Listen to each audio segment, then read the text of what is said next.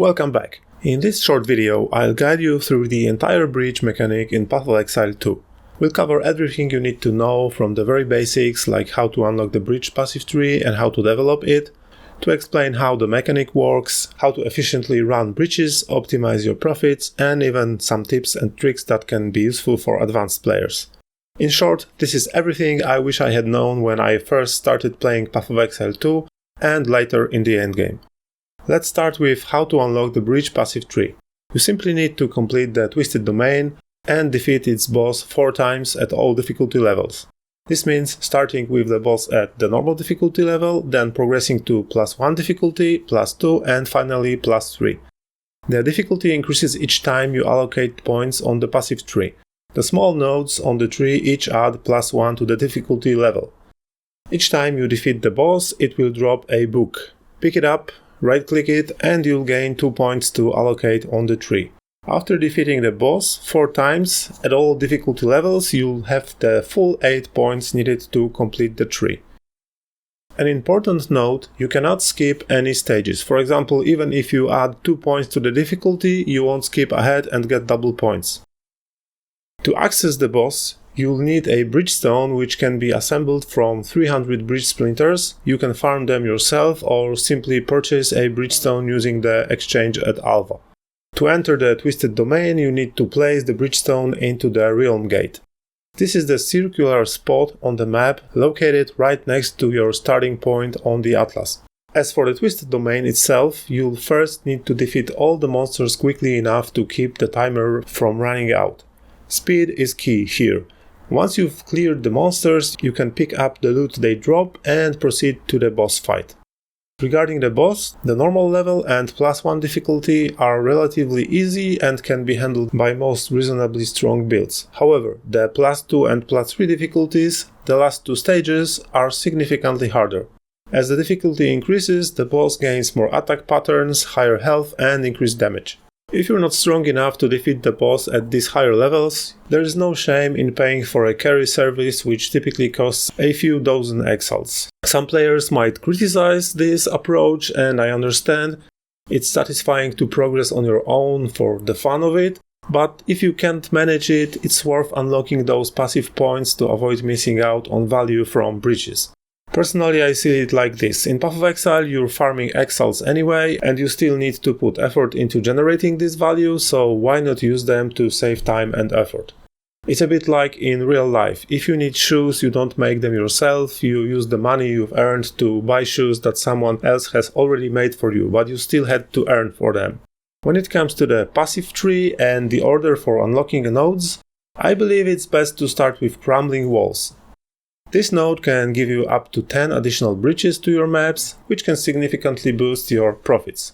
Next, I would unlock Frantic Invasion for a 75% increase in bridge splinter drops. After that, go for Rising Pyre to increase monster density in bridges by 40%. Finally, the very important node is Sustained Siege, which makes bridges open and close 30% more slowly. This gives you more time to clear monsters from the map and maximize your gains. As an alternative, instead of Rising Pyre, you could consider Grasping Hands. This node gives a 25% chance for clasped hands to be guarded by a pack of magic monsters and increases the number of clasped hands in bridges by 50% more, not increased. This distinction is crucial as more is a much stronger multiplier in this game than the increase multiplier. That said, I personally stick to the basic tree I've outlined here, and it works well for me. Now let's talk about how the bridge mechanic works on maps. The main goal is to kill monsters as quickly as possible. If you don't kill them fast enough, the bridge will close earlier, cutting your progress short. Monsters in a bridge spawn in a circular area that first expands outward and then contracts.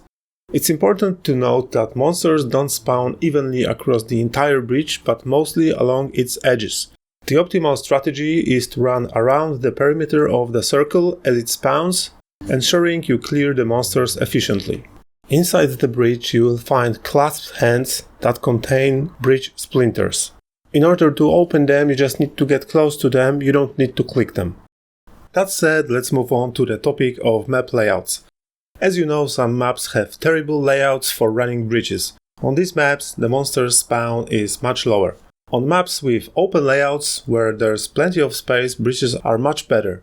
You can drop far more splinters and loot on them. While it's inevitable that you'll encounter maps with bad layouts, it's worth keeping in mind that you should place your best waystones with the best mods on maps with easier layouts, so you don't waste potential on those bad labyrinth-style maps.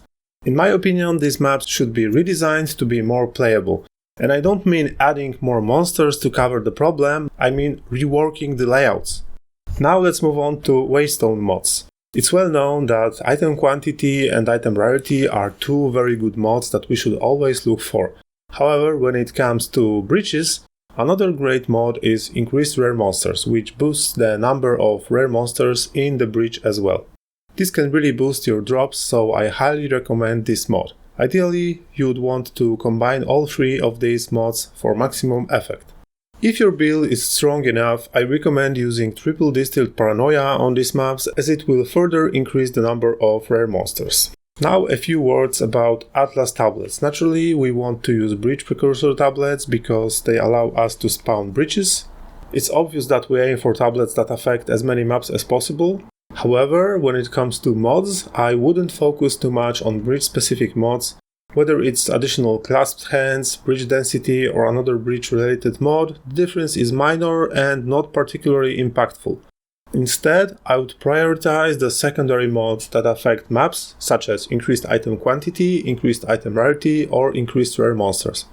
Out of these three, I believe the strongest and most valuable mod is increased quantity, so our ideal tablet would be a Breach Precursor tablet that affects 10 maps and includes increased item quantity.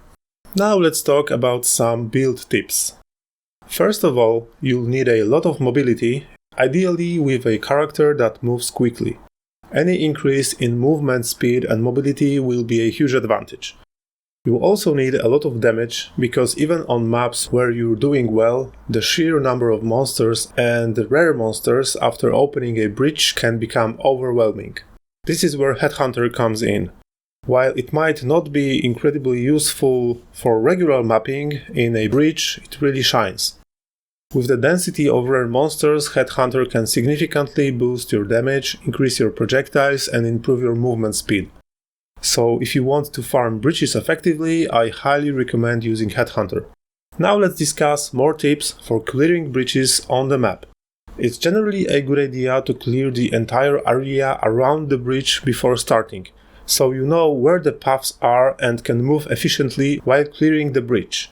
If you're on a map with an open layout where you're familiar with the space, you don't need to waste time on this step, as we want to avoid excessive backtracking. We don't want to spend time clearing the same area twice.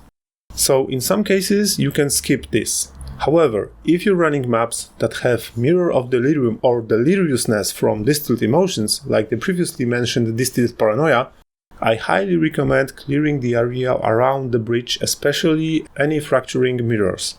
These mirrors block your path and slow down your progress, which can significantly delay clearing the breach.